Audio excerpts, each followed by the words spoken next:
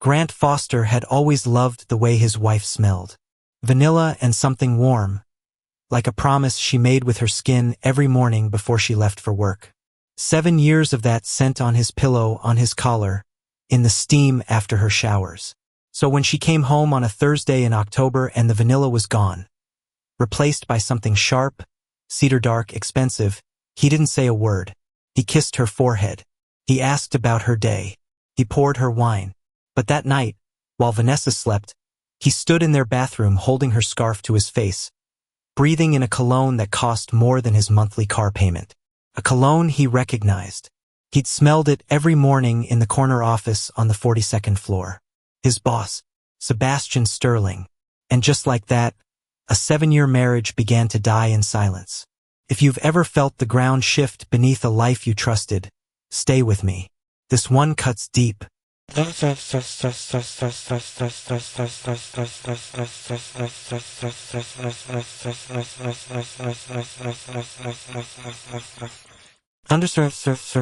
Grant Foster had a theory about marriage. It lived in the details no one talked about. Not the grand gestures, not the anniversaries or the vacations or the way you held hands at dinner parties for an audience. Marriage lived in the smaller things. The sound of someone brushing their teeth at 6 in the morning. The particular weight of a body shifting in bed at midnight. The smell of your wife's hair on the pillow you reached for in the dark. For 7 years, Vanessa smelled like vanilla. It was the first thing he'd noticed about her at a rooftop bar in Tribeca the summer they met. She'd laughed at something her friend said, and her hair had swung toward him, and there it was, warm and sweet and clean, like a bakery that also sold promises. He'd carried that scent with him through their courtship, their wedding at a vineyard upstate, their first apartment in Astoria before they could afford Manhattan. Vanilla was the thread that stitched the years together. So on that Thursday in October, when Vanessa came home at 9:30 instead of 7, and she kissed him hello with lips that tasted like mint instead of the Merlot she usually drank, and she hung her coat on the hook by the door and went straight for the shower, he might not have noticed anything at all. Except for the scarf. She'd left it draped over her bag. A silk thing, dove gray, the one she wore when she wanted to feel elegant. He picked it up without thinking. An old habit, tidying the entryway before bed, and held it for just a moment. Cedar, bergamot, leather, something dark and expensive that settled in the back of his throat like smoke. Grant stood very still. He knew that cologne. He smelled it every weekday morning when he stepped off the elevator on the 42nd floor of the Sterling building, when the glass doors of the corner office were open and Sebastian Sterling was already on his second espresso, already barking into his phone, already filling the hallway with the aggressive architecture of his presence. Grant lowered the scarf. His hands were steady. His pulse was not. From the bathroom, he could hear the shower running. Vanessa was humming. Something tuneless, the way she did when she was distracted. Happy, maybe, or nervous. He'd stopped being able to tell the difference. He folded the scarf neatly and placed it back on her bag. Then he walked to the kitchen and poured himself 2 fingers of Woodford Reserve, the bottle they kept above the refrigerator for guests they never invited anymore. He drank it standing at the counter, staring at the window where the city flickered 40 stories below. Yellow cabs and phone screens and 1,000 other lives making 1,000 other mistakes. He thought about what a reasonable man would do. A reasonable man would wait, gather evidence, consider the possibility that he was wrong, that maybe she'd sat next to someone on the subway, that maybe there was a perfume counter she'd lingered at, that maybe cologne molecules were just democratic like that, attaching themselves to anyone. But Grant was a lawyer. He built cases for a living, and the case assembling itself in his chest was airtight before the bourbon hit his stomach. Vanessa emerged from the bathroom in his old Columbia t-shirt, toweling her hair. She smelled like their soap now, eucalyptus and nothing else. Scrubbed clean. "You're still up," she said. "Couldn't sleep." She smiled at him, and the smile was perfect. Warm. Present. The kind of smile that had once made him believe he was the luckiest man in New York. "Come to bed," she said. He followed her. He lay beside her in the dark, and she curled against him the way she always did. One hand on his chest, her breathing slowing into sleep within minutes. Grant stared at the ceiling. The vanilla was gone. Not faded. Not mixed with something else. gone, like it had been washed away deliberately, like evidence at a crime scene. He didn't close his eyes for a long time, and when he finally did, he dreamed of Cedar. The next morning, Grant moved through the apartment with the careful precision of a man disarming a bomb. He made coffee. He kissed Vanessa's forehead while she slept. He knotted his tie in the hallway mirror, checking his own face for cracks. Some visible evidence that everything inside him had rearranged overnight. There was nothing. He looked exactly like a man heading to work on a Friday morning. The Sterling building was a glass tower on 6th Avenue that caught the morning sun and threw it back at the city like a challenge. Grant had spent 6 years walking through its lobby, riding the elevator to 42, settling into the corner office cluster where Sterling and Associates occupied 3 full floors of polished ambition. He was a senior associate 18 months from partner, if the whispers were right. His billable hours were immaculate. His performance reviews read like love letters. He stepped off the elevator and smelled it immediately. Cedar, bergamot, leather. Sebastian Sterling's office door was open. The man himself was visible through the glass. Tall, silver-templed, 52 years old, with the body of someone who employed a personal trainer and the smile of someone who employed everyone else. He was laughing into his phone, feet on the desk, a posture of absolute ownership. Grant walked past without slowing. He nodded. Sebastian nodded back, the casual acknowledgement of a king to a knight who hadn't yet earned his favor. At his own desk, Grant opened his laptop and did not look at his caseload. Instead, he opened the browser and logged into the family iCloud account. He and Vanessa had set it up years ago. Shared photos, shared calendars, shared the illusion of transparency. What most people forgot about shared clouds was that deleted messages left ghosts. Not the messages themselves, but the metadata, timestamps, contact names, frequency. He scrolled through Vanessa's deleted text history. The contact was saved as S. Work. The texts had been erased, but the log showed 47 messages in the past 2 weeks. 11 of them between 10 p.m. and midnight. 7 on days Vanessa had told him she was working late or having drinks with her college friend, Brittany. Grant wrote the dates down on a legal pad, in the same neat handwriting he used for depositions. He cross-referenced them with his own memory. October 3rd, she'd come home at 11, said the client dinner ran over. October 7th, she'd texted him that her phone was dying, wouldn't be reachable. October 12th, last night, the scarf. He put the legal pad in his briefcase and locked it. At noon, Rachel Green stopped by his office with a salad and a question about the Harmon deposition. Rachel was his closest friend at the firm, sharp, irreverent, the kind of woman who could read a room the way Grant could read a contract. She sat on the edge of his desk and studied him. "You look like you slept in a courtroom. Rough night." Vanessa. The name landed like a coin in a well. Grant looked at Rachel and considered, for one dangerous moment, telling her everything. But Rachel worked for Sebastian too. Everyone worked for Sebastian. That was the geometry of the problem. "Just a case keeping me up," he said. Rachel didn't believe him. He could see it in the way she held her fork, suspended between the salad and her mouth, waiting for more. But she was also smart enough to know when a door was closed. "Well, if you need to talk," she said. "You know where I sit." After she left, Grant pulled up Sebastian Sterling's professional profile, not the firm website, but the deeper cuts. Board memberships, charity galas, social media his PR team thought they controlled. And there, in the tagged photos from a literacy benefit 3 weeks ago, was Vanessa, standing in a group shot, champagne in hand, for people away from Sebastian. For people away. Close enough to arrive together. Far enough apart to deny it. Grant closed the laptop. He was not going to confront Vanessa. He was not going to storm into Sebastian's office. He was not going to be the man who shouted or broke things or made it easy for them to paint him as unhinged. He was going to be patient. And patience, in the law, was just another word for building an unassailable case. The Metropolitan Gallery occupied a converted warehouse in Chelsea, its brick walls whitewashed and hung with artwork that cost more than most people's homes. Sterling and Associates hosted their annual autumn gala there. A charity event that was less about charity and more about reminding Manhattan who controlled the room. Partners brought their wives. Associates brought their ambition. Everyone brought their best performance. Grant had attended 5 of these. He'd always stood near the bar, made the right small talk, laughed at the right jokes, and left early enough to signal that he was serious but not desperate. Vanessa usually came with him. This year, she'd said she had a migraine. He'd almost believed her. He walked the gallery alone, a glass of Sancerre in his hand, and he watched. Sebastian was holding court near a Rothko reproduction, his voice carrying across the room like a man who'd never been taught to whisper. Around him, junior associates orbited like satellites, laughing on cue. And then there was Camille.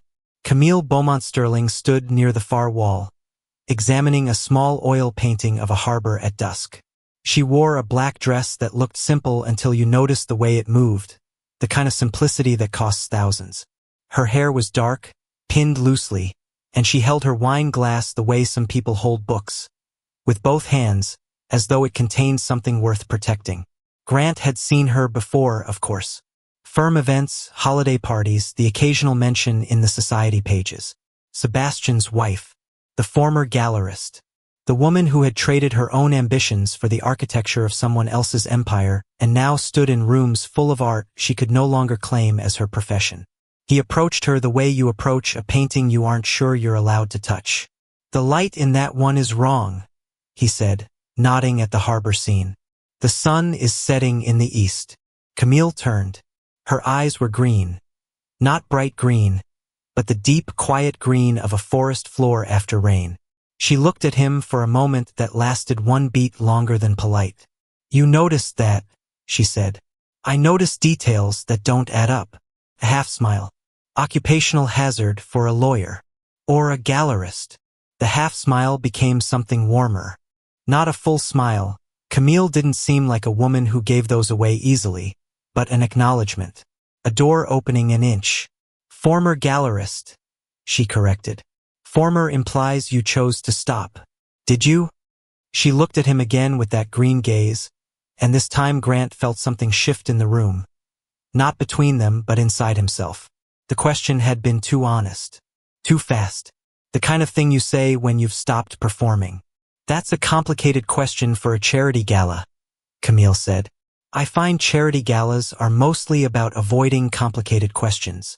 "Then you're doing it wrong." She extended her hand. "Camille. Grant Foster. I know who you are, Mr. Foster. Sebastian mentions you. He says you're the sharpest associate he's had in a decade." She paused. "He doesn't say that about many people." Grant took her hand.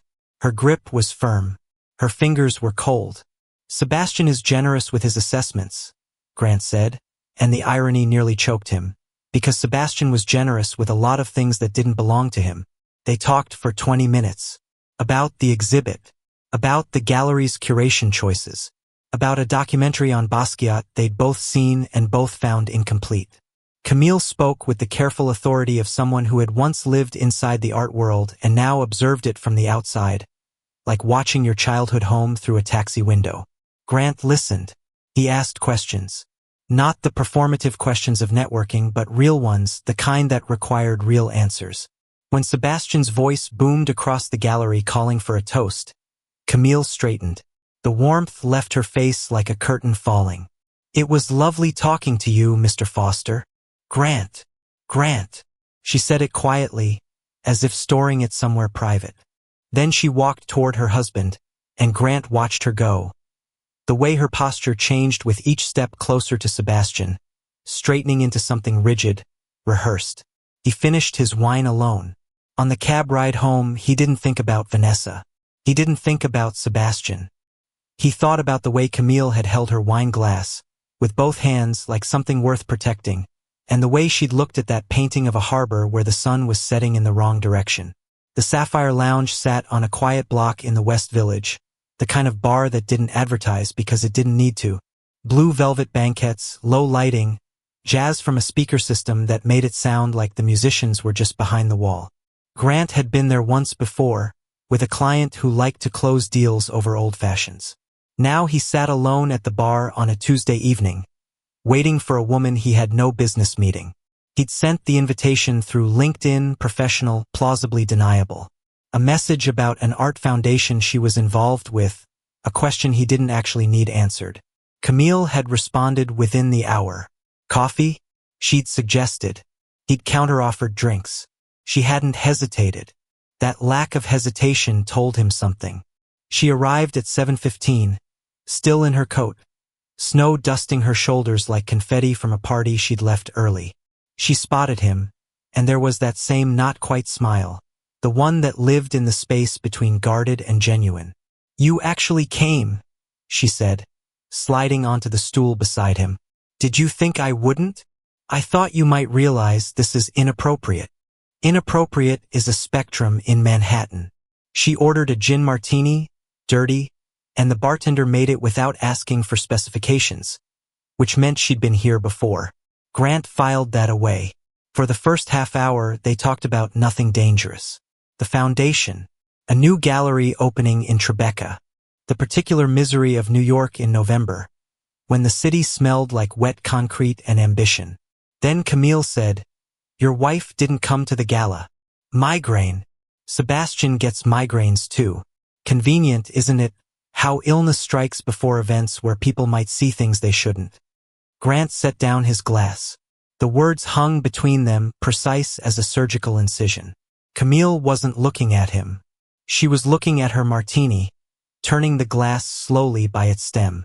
"What are you saying, Camille?"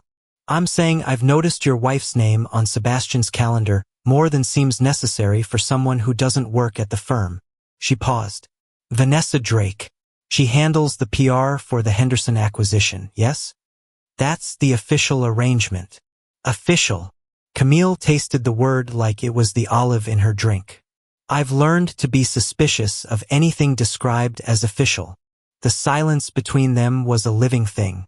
Grant felt his carefully constructed plan, the strategy, the leverage, the long game tremble at its foundations. Because Camille wasn't a chess piece. She was a player who'd been watching the board longer than he had. "How long have you known?" he asked. Camille finally looked at him. Those green eyes held something ancient. Not anger, not sadness, but the particular exhaustion of someone who had been carrying a heavy thing for a very long time. "Known what, specifically? That my husband sleeps with other women? Or that your wife is the latest?" The word latest landed like a hand grenade rolling across a dining table. "Both," Grant said. "I've suspected about Sebastian for 4 years. Known for 3. Your wife since the summer. She wears a perfume that lingers in his car." Grant thought of the vanilla that was now gone, replaced by Sebastian's cedar. "And you've said nothing," he said. "What would I say? And to whom?" Camille's voice was steady, but her hand on the glass was not. "I am Camille Beaumont Sterling. I sit on 3 charity boards. I chair the literary fund. I am the wife of one of the most powerful attorneys in New York. If I make a scene, I don't become a victim. I become a story." Grant understood. He understood it the way only a lawyer could, the architecture of reputation, how it was built brick by brick and could crumble from a single crack. "So why are you telling me?" he asked. Camille took a slow sip of her martini and set it down with the precision of someone who measured everything. "Because you're the first person who's ever looked at that painting and noticed the sun was in the wrong place." She met his eyes. "Most people just see a pretty harbor." They sat in the blue light of the Sapphire Lounge until the jazz cycled through its playlist twice. They didn't touch. They didn't flirt. But when Camille put on her coat to leave, she paused. "Grant." "Yes.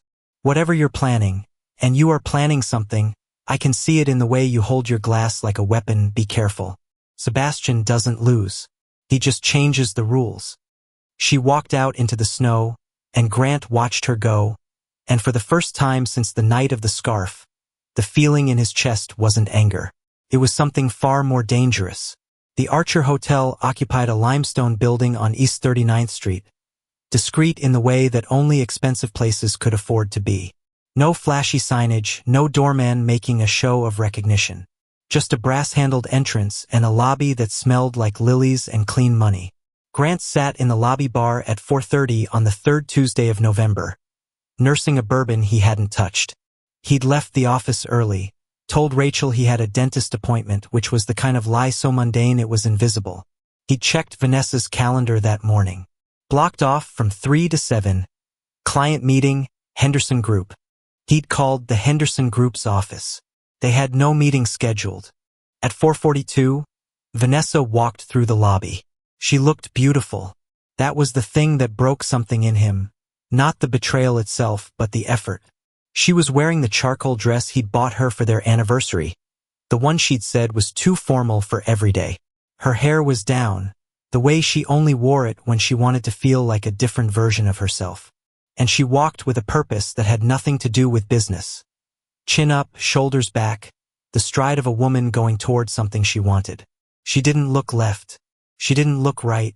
She walked straight to the elevator, pressed the button, and disappeared behind the closing doors. Grant sat with the bourbon he wasn't drinking and stared at the elevator's brass indicator as it climbed. L, 2, 3, 4, 5, 6. It stopped at 6. Room 6 something. Every third Tuesday. He waited. 10 minutes. 20. The lobby moved around him. A couple checking in. A businesswoman rolling a suitcase. A concierge arranging flowers. Nobody noticed the man sitting very still at the bar, watching an elevator that wasn't moving. At 5 o'clock, he put cash on the bar, left the untouched bourbon, and walked outside into the November cold. He stood on the sidewalk for a long moment. The city was doing what New York does at rush hour, honking, rushing, performing its daily opera of urgency. And Grant stood in the middle of it like a man who'd just stepped out of a burning building and was surprised to find the rest of the world still intact. He called Camille. She answered on the second ring. Grant, I need to see you. A pause. Not long, but waited. Where are you? East 39th. In front of a hotel where my wife is currently sleeping with your husband. Another pause. He heard her exhale, slow, controlled, the breath of a woman who had practiced not reacting. There's a coffee shop on 37th and Lex, she said. The one with the green awning. I know it. I'll be there in 20 minutes. She was there in 15. Camille arrived without makeup, hair pulled back, wearing a camel coat that made her look like she'd walked out of a different decade. She sat across from him in a booth by the window and ordered black coffee. You went to the hotel, she said. Not a question. I had to see it. No, you didn't. You already knew. Knowing and seeing are different languages. Camille wrapped her hands around the coffee mug. Her rings caught the light, the diamond, the wedding band, the Art Deco emerald she wore on her right hand. When I first found out about Sebastian, she said quietly, I drove to the woman's apartment. I sat in the car for 2 hours. I didn't go in. I just sat there watching the windows, trying to understand the physics of it, how love could be in one place and a body in another.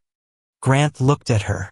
In the bad fluorescent light of the coffee shop, without the armor of gala dresses and charity events, Camille looked younger, softer, also more tired, as if the performance of strength had been costing her more than anyone knew. What did you do after? He asked. I went home. I made dinner. I asked Sebastian about his day, and I never mentioned it. She took a sip of coffee. That was 3 years ago. I've been making dinner and not mentioning it ever since. That sounds like a prison. It's a marriage. Sometimes it's hard to tell the difference. The words landed in Grant's chest with a weight that surprised him. He looked at Camille across the table, this woman who had been enduring quietly architecturally, constructing a version of dignity out of materials that should have broken long ago, and he felt something crack inside the careful plan he'd been building. Because the plan required her to be a means to an end, a strategic asset, a way to hurt Sebastian the way Sebastian had hurt him. But sitting across from her in a coffee shop on 37th Street, watching her hold a mug of bad coffee with the same careful hands that held a martini glass at the Sapphire Lounge, Grant realized the plan was already failing. He didn't want to use Camille Beaumont Sterling. He wanted to save her, and that, he knew, was far more dangerous than revenge. December arrived. and the city dressed itself in lights that made everything look warmer than it was. Grant moved through his days in two parallel lives. In one, he was the dependable husband, buying groceries, paying bills, asking Vanessa about her day with a neutrality so practiced it had become genuine. In the other, he was a man meeting another man's wife in places that had no business feeling like home. They fell into a rhythm. Wednesdays at Café Lumière, a French place on a side street in the village where the tables were too small and the coffee was too strong and nobody from Sterling and Associates would ever set foot.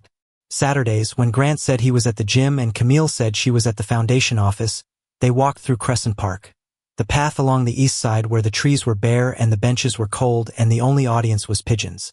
They didn't touch. That was the rule neither of them had spoken aloud. They sat across from each other, or side by side on a bench, always with a deliberate distance. 6 inches of cold air that carried more tension than any embrace. But the absence of touch was itself a language. Grant noticed it in the way Camille's hand would rest on the table, close to his but never crossing the line. In the way she would lean toward him when she laughed, a real laugh, not the practiced one she deployed at galas, and then pull back as if reminding herself of a boundary she was no longer sure she believed in. "Tell me about the gallery," he said one Wednesday, when the rain was loud against Café Lumière's windows and the world outside was dissolving. Camille stirred her espresso. "Beaumont Gallery. Nolita. I opened it when I was 28 with money my grandmother left me." Her voice softened around the memory, the way light softens around something breakable. "We showed emerging artists, people nobody was looking at yet. My first year, I lost $40,000 and discovered 3 artists who are now in the Whitney." What happened to it? Sebastian happened to it. No bitterness, just the flat tone of someone stating a fact. He said it was impractical, that the wife of a Sterling partner couldn't be running a storefront in Nolita, that it sent the wrong message. She paused. "I sold it 6 months after the wedding. The space is a juice bar now." Grant thought about the paintings Camille had described, the ones she'd found and championed and then walked away from. He thought about the gallery space in Nolita, filled now with wheatgrass and wellness, and he felt a specific kind of rage that had nothing to do with his own betrayal. "Do you miss it?" he asked. "Every single day. But missing something and mourning it are different. Mourning has an end." She looked at him over her espresso. "I'm still missing." The weeks accumulated. Grant learned the geography of Camille's solitude. The empty penthouse at the Meridian where Sebastian was rarely home before 10. The charity events she attended alone and smiled through. The books she read in bed because there was no one to talk to. In return, he offered his own map of loneliness. The dinners with Vanessa where conversation was logistics. The bed they shared like strangers on a commuter train. The slow vanishing of intimacy that he'd mistaken for maturity. "We stopped fighting 2 years ago," he told her one Saturday in the park. "I thought it meant we'd figured it out. Turns out we'd just stopped caring enough to argue." Camille nodded. "Sebastian and I never fought. He would simply make a decision, and the discussion was over. Fighting requires 2 people who believe the outcome can change." They were sitting on a bench near the fountain. The fountain was off, winter, and the basin was full of dead leaves. Camille was wearing gloves but kept taking off the right one to hold her coffee, and Grant watched her fingers in the cold and thought about what it would mean to hold her hand. He didn't. That evening, back in the apartment, Vanessa was cooking. She'd made pasta, his favorite, the one with the vodka sauce, and she was humming in the kitchen, and the scene was so domestic, so normal, that Grant felt the walls of his composure shake. "You seem happier lately," Vanessa said, handing him a glass of wine. He almost laughed. "Doi." "More relaxed. It's nice." She kissed his cheek. She smelled like garlic and their soap. No cedar tonight. The vanilla was still gone. But the cedar came and went depending on the schedule Grant now knew by heart. He ate the pasta. He complimented it. He washed the dishes while she watched something on her phone, laughing occasionally at whatever Sebastian had texted, because Grant knew now, he could see it, the specific way she smiled at that particular screen. Later, in bed, Vanessa reached for him, her hand on his chest, sliding south with intention. Grant caught her wrist, gently, the way you stop a child from touching a stove. I'm exhausted, he said. You're always exhausted. Big case. She rolled away from him, and the 6 inches between them in bed felt exactly like the 6 inches between him and Camille on the park bench. Except this distance was made of something dead, and that one was made of something terribly alive. Grant stared at the ceiling. He thought about Camille's hand on the cafe table, 6 inches from his. He thought about the gallery in Nolita that was now a juice bar. He thought about what he was doing and what he was becoming, and whether there was still a version of this story where no one got destroyed. He couldn't find one.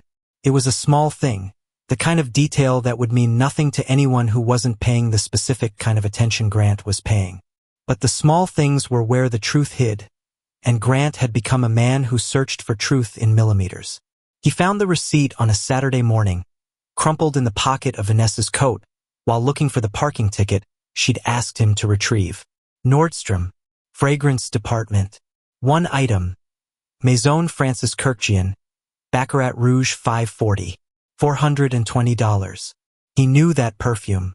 Not because he knew perfume, but because he'd sat next to it at Café Lumière in the Sapphire Lounge on a park bench in December. It was Camille's scent. Warm, amber, slightly smoky. The olfactory equivalent of a fire burning in a room you couldn't quite enter. Vanessa had bought Camille's perfume.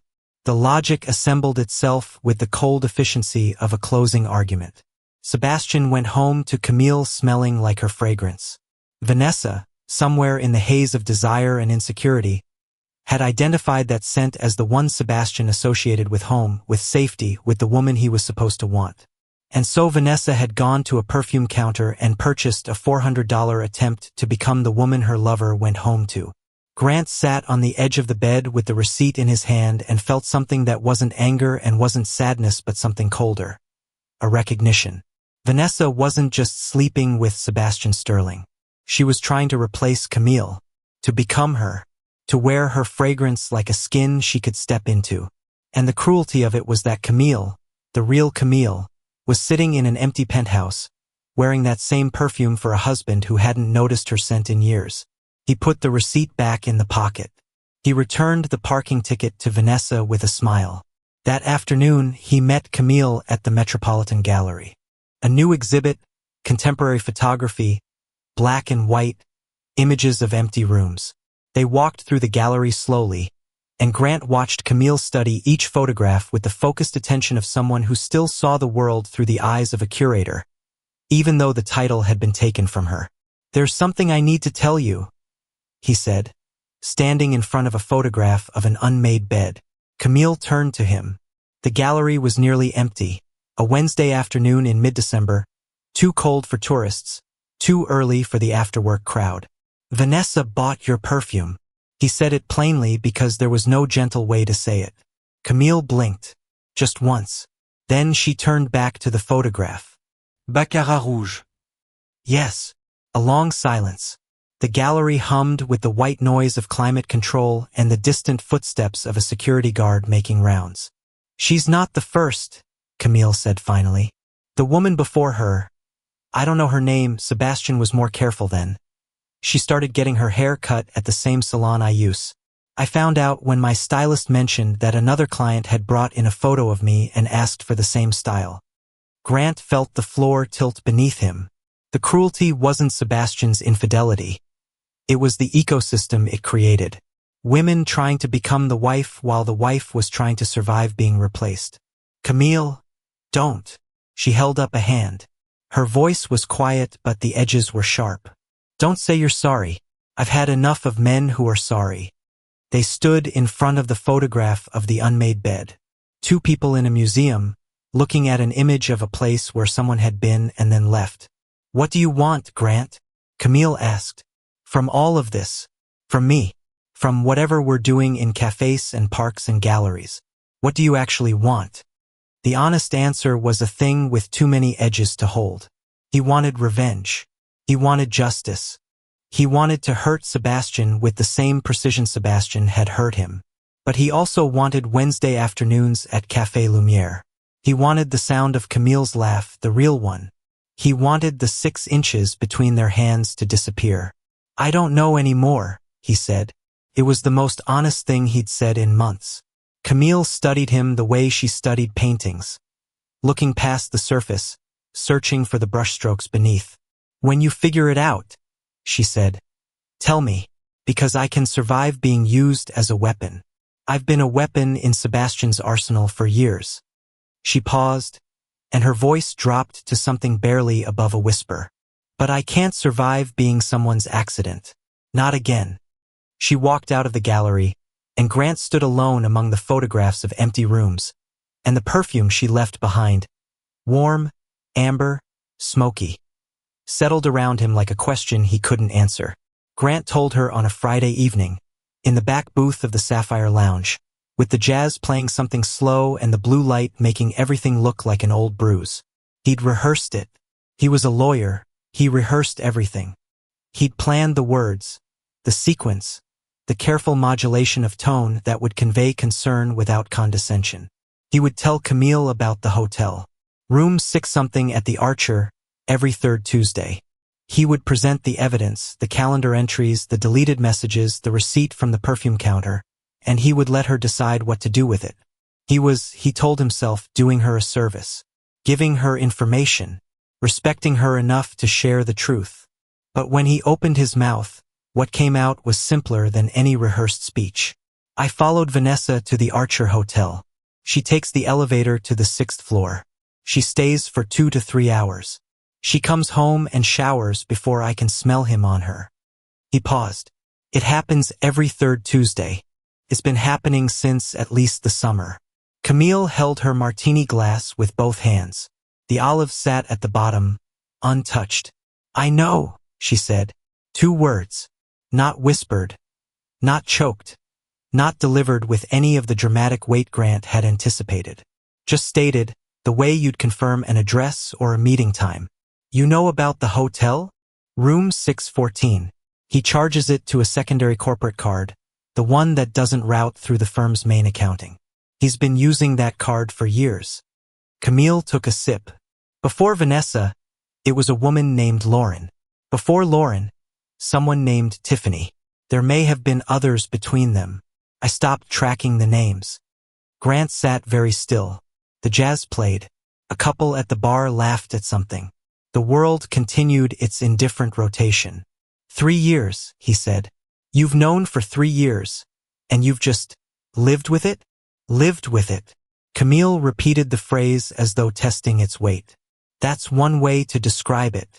Another way would be, I made a calculation. I weighed what I would lose, the social position, the foundation work, the apartment, the life I'd built around the scaffolding of his name, against what I would gain. And the math never worked in my favor. That's not a marriage. That's a hostage situation. It's New York." Camille set down her glass. "Do you know how many women in my circle are in the same position? Wives who know, who've always known, who stay because the architecture of leaving is more terrifying than the architecture of pretending. We sit on our charity boards and we plan our galas and we smile at our husbands and we go home to bedrooms where the only warmth comes from heated floors." Her voice hadn't risen. That was what devastated Grant. The absolute composure, the practiced stillness of a woman who had processed her grief so thoroughly it had become structural. Load-bearing. Remove it and the whole building comes down. "But something changed," she said. "You." Grant felt the word land in his chest. "Meeting you changed the math," Camille continued. "Not because of whatever this is between us, but because for the first time someone looked at my life and saw it the way I see it. Not as a beautiful penthouse, but as a beautiful cage. And once someone else sees the cage, it becomes harder to pretend the door isn't locked." She reached across the table and, for the first time, touched his hand. Her fingers were cold. They were always cold. But the touch traveled through Grant's entire body with a warmth that had nothing to do with temperature. "I'm going to leave him," she said. "Camille, not for you. That's important. I need you to hear that. I'm leaving him for myself. For the gallery I gave up, the career I abandoned, the woman I was before I became Mrs. Sterling." She squeezed his hand once, then released it. "But I need to know, when the walls come down, when Sebastian retaliates, when everything turns ugly, will you still be sitting across from me?" Or will I just be another woman in an empty room? Grant looked at her. The blue light of the Sapphire Lounge made her look like something painted, like one of the pieces she used to champion in Nolita, beautiful and breakable and worth more than the world was willing to pay. He wanted to say yes. He wanted to promise. But he was a man who had built a relationship with this woman on the foundation of his own betrayal, approaching her first as strategy, as leverage, as a way to wound Sebastian Sterling where it hurt most. And though his feelings had changed, the origin hadn't. The first brick was rotten, and everything built on it was suspect. "I'll be here," he said. It was a promise and a lie, tangled together so tightly he couldn't separate them. Camille nodded. She finished her martini, and they sat in the blue silence of the Sapphire Lounge while the jazz played something that sounded like an ending. Brian Cooper's office was on the 14th floor of a building on Madison Avenue that smelled like old wood and new money. Brian was the kind of lawyer who kept a baseball sign by Derek Jeter on his desk and a bottle of Blanton's in his bottom drawer, an anachronism in a city that had moved on to minimalism, but effective in the way that anachronisms sometimes are. Grant sat across from him on a Tuesday afternoon and laid out the facts the way he would for a jury, dispassionately, chronologically, without editorializing.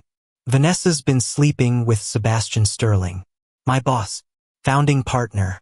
The affair has been going on for at least 5 months, possibly longer. I have circumstantial evidence, calendar entries, metadata from deleted texts, a hotel pattern. Nothing that would hold up in court, but enough to know." Brian listened without interrupting. He was good at that, a skill that made him excellent at depositions and terrible at cocktail parties. "And you haven't confronted either of them," Brian said. No. Because confrontation gives them a chance to control the narrative. I want them to respond to my narrative, not the other way around. Brian leaned back in his chair. The Jeter baseball caught the desk lamp's light. "Okay, let's talk about what you actually have. New York is a no-fault divorce state. Adultery doesn't factor into property division, and unless you have a prenup with an infidelity clause, we don't. Then the affair is emotionally relevant but legally irrelevant. You'd split assets under equitable distribution. The apartments in both names? Joint ownership. Upper West Side, worth about 2.3. Savings? Combined, just over 400,000. Brian wrote figures on a legal pad. "And the firm? Sterling and Associates? You're 18 months from partner. If you blow this up, if Sebastian finds out, if it gets messy, if there's even a whisper of you retaliating through his wife, you can kiss partner goodbye. He'll find a way to push you out. Performance review, restructuring, whatever it takes. Men like Sterling don't fire you. They architect your departure." Grant knew this. He'd known it since the night he'd smelled the cedar on Vanessa's scarf. The affair wasn't just a betrayal of his marriage. It was a betrayal engineered by the man who controlled his livelihood. Sebastian hadn't just taken his wife. He'd created a situation where Grant couldn't fight back without destroying himself. "There's another element," Grant said. Brian raised an eyebrow. "Camille Sterling, Sebastian's wife. I've been meeting with her." The eyebrow went higher. "Not physically. It hasn't been like that. But we've been talking. She knows about Sebastian's affairs. She's known for years. And she's considering leaving him." Brian set down his pen. "Grant, tell me you're not doing what I think you're doing." "I'm not sure I know what I'm doing anymore." That's the worst thing a lawyer can say. Brian stood up, walked to the window, and looked out at Madison Avenue. "If Camille files for divorce around the same time you file for divorce, and it comes out that you and Camille have been meeting privately for weeks, Sebastian's lawyers will paint it as a coordinated attack. They'll argue collusion. They'll argue you seduced his wife as retaliation. And suddenly you're not the wronged husband. You're the schemer." "I didn't seduce her." "Doesn't matter. Perception is the only reality in family court." Brian turned back. "What does Camille want?" "She wants out. She wants to leave on her terms." "And what do you want?" The question again. The same one Camille had asked in the gallery. The same one Grant asked himself every night while Vanessa slept beside him smelling like eucalyptus soap and guilt. "I want to stop losing." Brian sat back down. Then here's my advice, as your lawyer and your friend. File first. File quietly. Serve Vanessa before Sebastian knows what's happening. Let Camille make her own decisions on her own timeline. And for God's sake, put some distance between you and that woman until the ink is dry. Grant nodded. It was sound advice. Strategic. Rational. It was also the last thing he wanted to do. That evening, he sat in the apartment and watched Vanessa organize her closet. She was humming again, that tuneless hum, the one that used to be endearing. She pulled out a blouse, held it up, put it back. Normal. Domestic. A woman arranging her life in a closet while the man watching her was arranging the demolition of everything else. His phone buzzed. A text from Camille. I told Sebastian I want to visit my sister in Connecticut for the holidays. He didn't ask why. He never asks why. Grant stared at the text. 6 inches. That's all there ever was between them. 6 inches and the ruins of 2 marriages. He typed back. When you get back, we should talk. About everything. 3 dots appeared. Disappeared. Appeared again. I know, she wrote. I've been waiting. January. The holidays had come and gone with the mechanical precision of a clock nobody wound anymore. Grant and Vanessa had spent Christmas at her parents' house in Connecticut. 2 days of performative normalcy that left him feeling like an actor in a play that had run too long. Vanessa had given him a cashmere sweater. He'd given her earrings he'd picked out in 15 minutes at Bloomingdale's. They'd kissed at midnight on New Year's Eve, and her lips had tasted like champagne and distance. Now it was the 2nd week of January, and something had shifted in the atmosphere at Sterling and Associates. Sebastian called him into the corner office on a Wednesday morning. The cedar cologne was heavy in the room, oppressive, almost theatrical. Sebastian sat behind his desk with the easy authority of a man who had never been refused. Close the door, Grant. Grant closed it. He sat in the leather chair across from Sebastian and arranged his face into the expression of a loyal employee. Attentive, respectful, the faintest trace of deference. I'm hearing good things about the Patterson case, Sebastian said. Very good things. It's coming together. It better. The partners' meeting is in March. Your name is on the list. Sebastian smiled. The smile was generous, warm, the kind of smile that made people trust him. I've been advocating for you. You know that, right? I appreciate it. Your family, Grant. That's how I see it. This firm, we take care of our own. The irony was so precise it was almost elegant.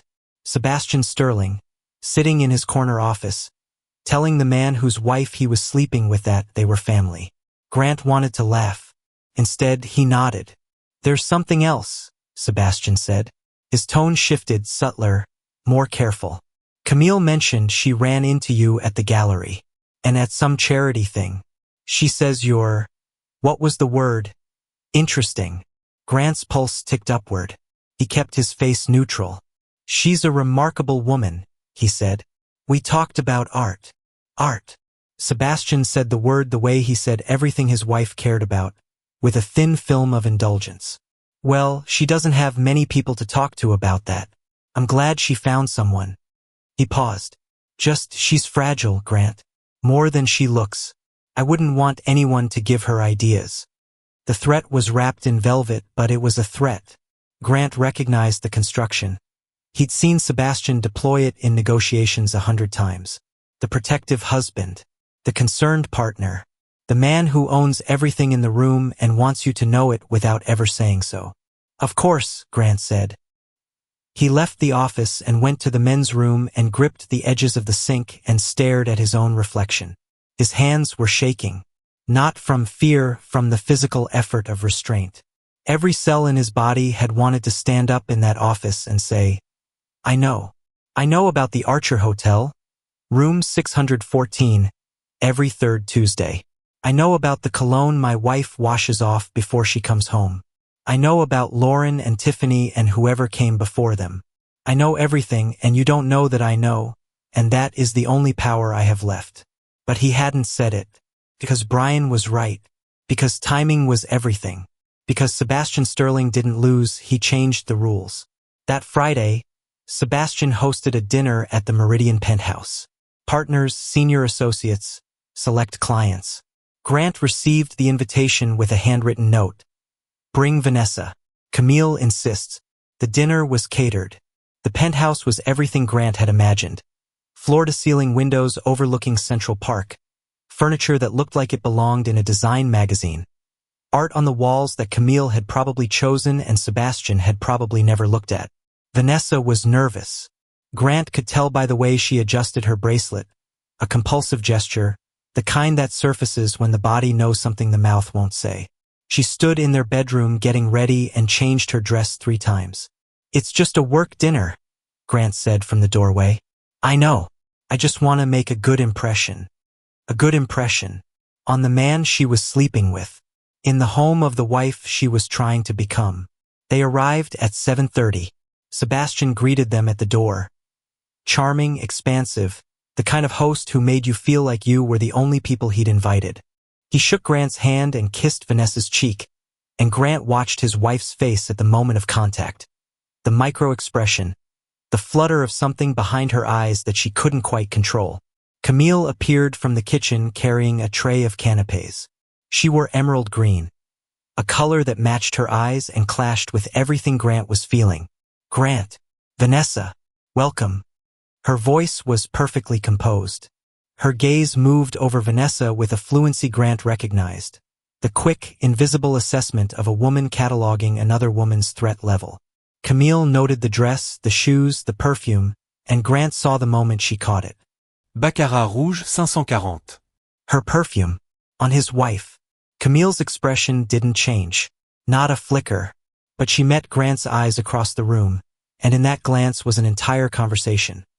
A language of absences, of things known and things endured, of 2 people standing in the same room as their respective disasters and choosing, for one more evening, not to detonate.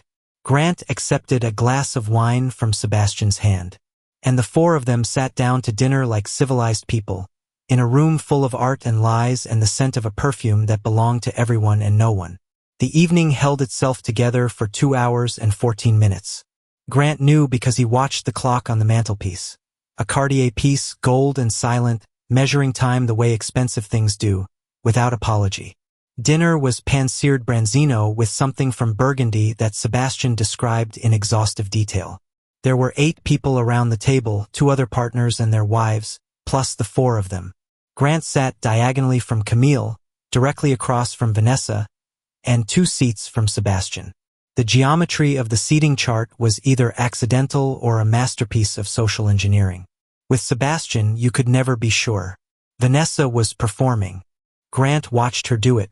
The bright laugh, the interested tilt of her head, the way she touched her collarbone when Sebastian told an anecdote. She was good at it. She'd always been good at being the best version of herself in a room full of people she wanted to impress. It was one of the things he'd loved about her, the chameleon quality, the social dexterity. Now it just looked like camouflage. Camille was also performing, but differently. Where Vanessa was bright, Camille was restrained. Where Vanessa reached for attention, Camille let it come to her. She asked the other wives about their children, their holiday plans, their opinions on a new restaurant in Tribeca. She was the perfect hostess, and her perfection was so seamless that only someone who knew the scaffolding beneath it, the loneliness, the endurance, the 3 years of silence, could see how much it cost her. It happened at 9:17. The other couples had left.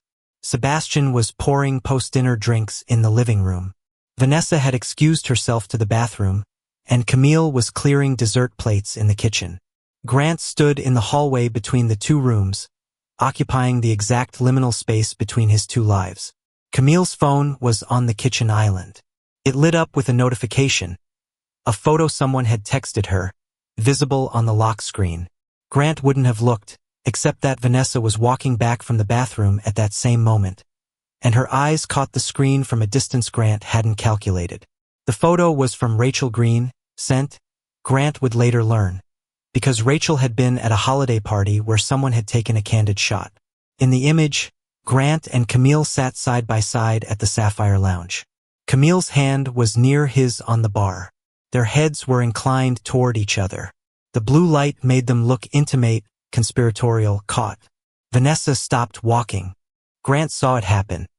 The recognition, the recalculation, the tectonic shift behind his wife's eyes as a dozen small details suddenly organized themselves into a story she hadn't been reading. What is that? Vanessa's voice came out wrong. Too loud, too sharp, a crack in the performance.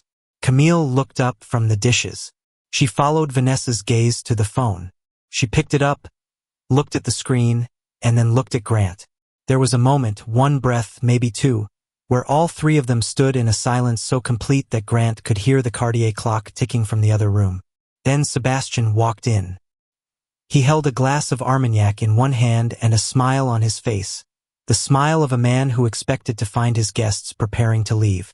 Instead, he found his wife holding a phone, his associate standing very still, and his lover looking at all three of them with an expression that was rapidly disassembling. "What's going on?" Sebastian asked. Vanessa turned to him, and in that turn, Grant saw something he hadn't anticipated. Not guilt, not fear, but a wild, cornered desperation. She looked at Sebastian the way you look at someone you've been relying on to keep a secret. A look that said, "Fix this. You're supposed to be the one who fixes things." Sebastian saw it, and in seeing it, he understood that Grant had seen it too. The room reconfigured. "How long?" Grant said. He directed the question at Vanessa, but he was looking at Sebastian. "How long has this been going on?" Vanessa's mouth opened. No sound came out. Sebastian set down the Armagnac. The glass met the marble counter with a sound like a gavel. "Grant, I think you should—" "8 months," Camille said. Every head turned to her. She stood by the kitchen island with her phone still in her hand, and her voice was the calmest thing in the room. "It's been 8 months, Sebastian, since the firm retreat in the Hamptons. I know because I found the receipt for the hotel room you charged to the secondary card, the same card you used for Lauren and for Tiffany before her." She set the phone down. "Room 614 at the Archer. Every third Tuesday." The silence that followed was architectural, load-bearing walls collapsing in sequence. Sebastian's composure broke. Not dramatically, Sebastian Sterling didn't shatter, he cracked. A fracture line appeared across his face, the controlled smile dissolving into something Grant had never seen. Uncertainty. The man who changed the rules was standing in a room where the rules had just been set on fire. "Camille," Sebastian started. "Don't." One word, delivered without volume but with a force that stopped him mid-step. "You don't get to manage this. Not tonight." Vanessa was crying. Quiet tears that ran mascara down her cheeks in dark lines, like the first cracks in a dam. She looked at Grant. Really looked at him, maybe for the first time in months, and what he saw in her face wasn't remorse. It was embarrassment. She wasn't sorry for what she'd done. She was sorry for getting caught in front of an audience. "Grant," she said, "please, let me explain. You bought her perfume." Grant's voice was level. He was surprised by how steady it was, by how much it sounded like a closing argument. Baccarat rouge. $420 at Nordstrom. You bought his wife's perfume so you could smell like the woman he goes home to. Vanessa flinched. It was the first honest reaction she'd had all evening. Sebastian moved toward Camille. "This is a private matter. We'll discuss it." "There is no private," Camille said. "There hasn't been a private in this marriage for years. There's just been silence, and I'm done being fluent in it." She looked at Grant. One look. Not warm, not cold. Searching. "Was I part of your plan?" she asked. "From the beginning. Was I a weapon?" Grant opened his mouth to lie. The lie was right there. Polished, rehearsed, ready to deploy. "No, never. I came to you because I saw something real." But the room was full of lies already. The walls were made of them, and he was so tired. "At first," he said. "Yes." Camille nodded. Once, as if she'd known. And then she walked out of the kitchen, through the living room, past the Cartier clock and into the bedroom. The door closed with a soft click that was louder than anything Sebastian had ever said. The dissolution was quiet, the way expensive things break, without the drama of shattering, just the slow, irreversible separation of pieces that had once fit together. Grant filed for divorce on a Thursday in February. Brian Cooper handled the paperwork with the efficient compassion of a man who knew that the best thing he could do for his friend was to be fast. Vanessa received the papers at the apartment. She called Grant 17 times that day. He answered none of them. On the 18th call, she left a voicemail that he listened to once, standing in the lobby of the Sterling building during his lunch break. "I never meant for it to happen," she said, and her voice was a ruin of the voice he'd married. Cracked, stripped of the polish, raw in a way that might have moved him once. "It wasn't about you, Grant. It was never about you." He deleted the voicemail. That was the thing about betrayal that no one told you. The explanation was always worse than the act. "It wasn't about you" meant you were irrelevant. It meant the 7 years of dinners and holidays and quiet mornings and shared showers and arguments about whose turn it was to take out the trash. All of it had existed in a space adjacent to her real life, a waiting room she'd occupied while looking for the exit. Camille filed 3 weeks later. The Sterling divorce made the legal community's gossip circuit within hours, whispered about at bar association lunches, alluded to in blind items on legal blogs. Sebastian's lawyers were aggressive, expensive, thorough. They contested the timeline.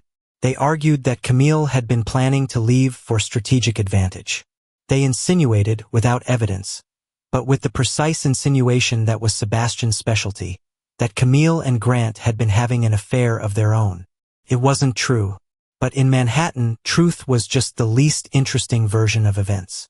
Grant left Sterling and Associates at the end of February. He wasn't fired. Sebastian was too smart for that. Instead, the cases dried up. The invitations to meetings stopped. Rachel Green told him, over coffee at Café Lumière, that his name had been quietly removed from the partner track.